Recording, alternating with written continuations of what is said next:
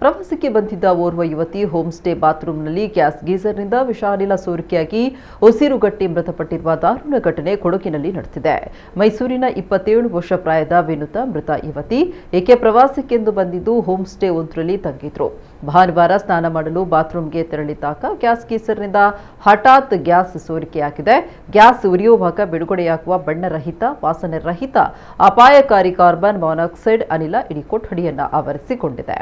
ದುರಾದೃಷ್ಟವಶಾತ್ home ಸ್ಟೇಯ ಬಾತ್ರೂಮ್ನಲ್ಲಿ ಗಾಳಿ ಬೆಳಕು ಹೋಗಲು ಯಾವುದೇ ಕಿಟಕಿ ಅಥವಾ ವೆಂಟಿಲೇಷನ್ ವ್ಯವಸ್ಥೆ ಇರಲಿಲ್ಲ ಅಂತ ಹೇಳಲಾಗಿದೆ.